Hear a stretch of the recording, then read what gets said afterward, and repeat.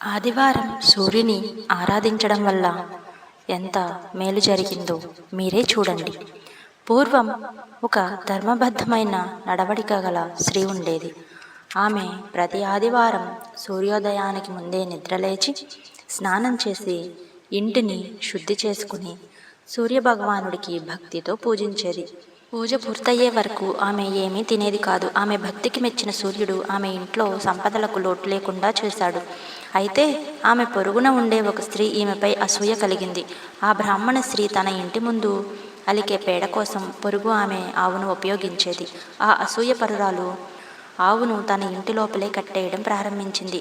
దీనివల్ల బ్రాహ్మణ స్త్రీకి పూజకు ఆటంకం కలిగింది. తన భక్తురాలి ఆవేదనను గమనించిన సూర్య భగవానుడు ఆ బ్రాహ్మణ స్త్రీ కలలోకి వచ్చి ఆమెను అనుగ్రహించాడు. మరుసటి రోజు ఉదయాన్నే ఆమె ఇంటి ఆవరణలో ఒక బంగారు ఆవు దూడ ప్రత్యక్షమయ్యాయి.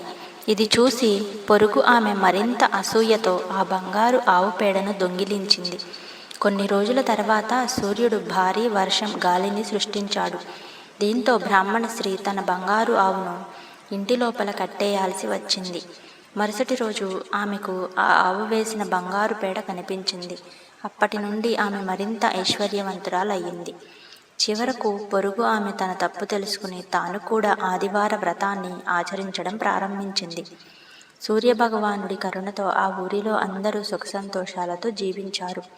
అందుకే ఆదివారం నాడు సూర్యుడిని పూజించడం చాలా మంచిది. దరిద్రం అనేది లేకుండా పోతుంది, సకల సంపదలు కలుగుతాయని అందరూ నమ్ముతున్నారు. సూర్య పూజ వల్ల క్రమశిక్షణ పెరుగుతుంది, పని మీద దృష్టి పెరుగుతుంది, దానితో డబ్బు నిలుస్తుంది, ఆదాయము పెరుగుతుంది. సూర్యుని కిరణాలు మన మీద మన ఇంటి మీద పడడం వల్ల శుభశక్తిని ఇస్తాయని నమ్మకం. ఇంట్లో గొడవలు తగ్గి శాంతి ఆనందం పెరుగుతుంది. ఆరోగ్యం అంటే ఐశ్వర్యం. ఉదయం సూర్య నమస్కారం వల్ల శరీరం బలంగా ఉంటుంది, రోగాలు తగ్గి ఆరోగ్యం మెరుగవుతుంది. అలాగే సూర్యుని రాజయోగానికి సంకేతం. ఆయన అనుగ్రహం ఉంటే పని, ఉద్యోగం, సమాజంలో గౌరవం పెరుగుతుంది. ఆయనను పూజించడం వల్ల మన ఇంటికి శుభం వస్తుంది. ఆదివారం భక్తితో ప్రార్థిస్తే ఐశ్వర్యం స్థిరంగా ఉంటుంది. ఆదివారం ఉదయించే సూర్యుని నమస్కరించు, నీ ఇంటిలో వెలుగు, ఐశ్వర్యం నిండిపోతాయి.